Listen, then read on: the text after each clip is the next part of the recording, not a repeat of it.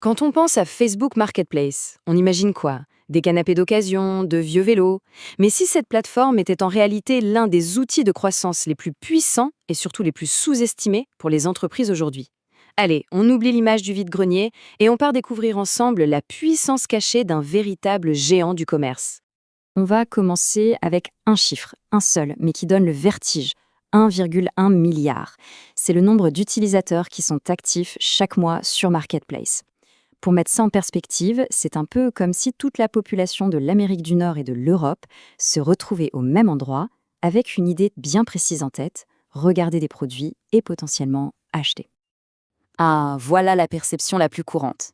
Et attention, elle n'est pas complètement fausse. On y trouve d'excellentes affaires pour des articles de seconde main. Mais voir Marketplace uniquement sous cet angle, c'est incroyablement réducteur. C'est comme regarder un iceberg et ne voir que la petite pointe qui dépasse de l'eau. Et c'est là que tout se joue. Il faut vraiment comprendre cette double nature. D'un côté, oui, il y a le grand marché opus que tout le monde connaît. Mais de l'autre, il y a une plateforme publicitaire ultra sophistiquée qui connecte des entreprises avec des clients déjà en mode achat. Et c'est cette face cachée qui va nous intéresser aujourd'hui.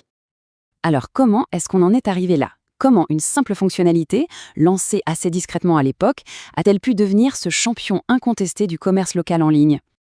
L'ascension est tout simplement fulgurante. Lancée en 2016, la plateforme s'est accaparée aujourd'hui plus de la moitié du marché. C'est une domination telle que même un géant comme eBay, qui est quand même le pionnier de la vente en ligne, a décidé de s'associer à eux. Ça vous montre bien où se trouve la dynamique en ce moment. Bon, pour utiliser la plateforme, il y a deux grandes routes, deux manières fondamentales de faire. Et c'est crucial de bien saisir la différence pour monter une stratégie qui tient la route. D'un côté, on a les annonces gratuites et de l'autre, les publicités payantes. Alors, créer une annonce gratuite, ce qu'on appelle une annonce organique, c'est d'une simplicité déconcertante. Vraiment, en quelques clics, un produit peut être mis en vente et devenir visible par des milliers de personnes dans les environs. C'est gratuit, c'est rapide, c'est parfait pour vendre des biens physiques. Mais, eh oui, il y a un mais. Cette simplicité, elle a des limites assez strictes. Les annonces gratuites sont réservées uniquement aux biens matériels. Impossible de proposer un service comme du ménage à domicile ou de poster des actualités.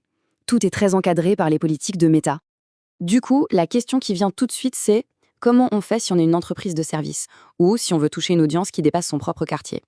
C'est précisément là que la publicité payante entre en jeu. Et croyez-moi, elle change complètement la donne.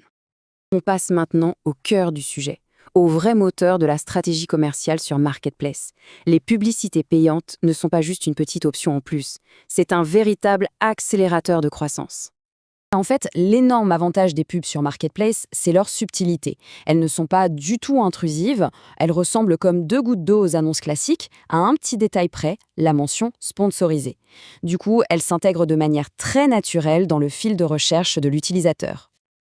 Et voilà le secret. C'est ça, le principal avantage de la plateforme. Les gens qui surfent sur Marketplace ne sont pas là par hasard, ils sont activement en mode achat. Ils cherchent, ils comparent, ils veulent faire des bonnes affaires.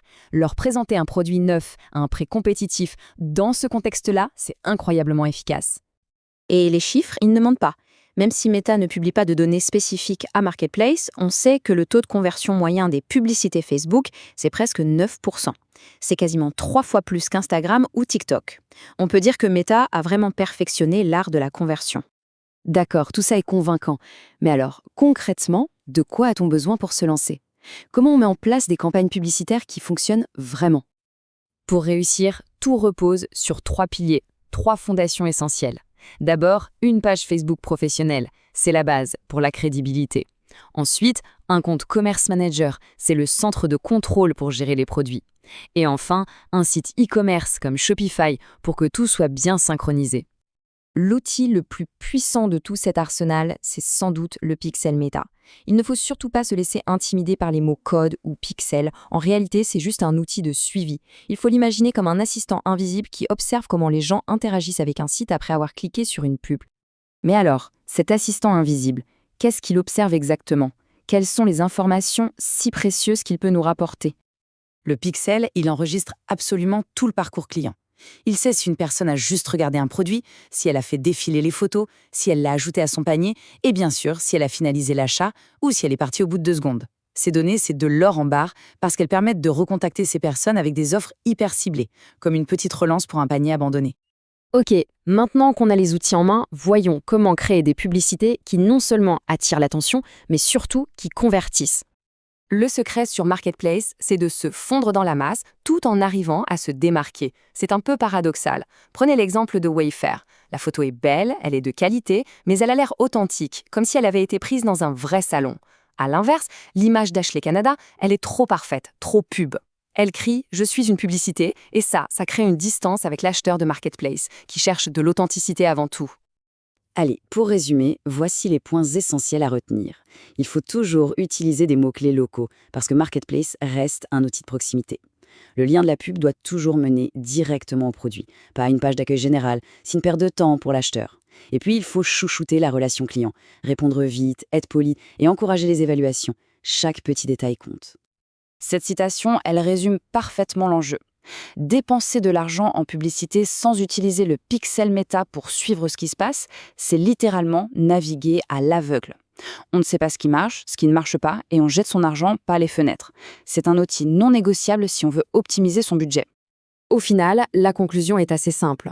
L'opportunité est là, elle est massive et elle est accessible. Des millions de personnes avec une vraie intention d'achat se connectent chaque jour. La seule question qui reste, c'est de savoir si les entreprises sont prêtes à aller les retrouver là où elles se trouvent déjà.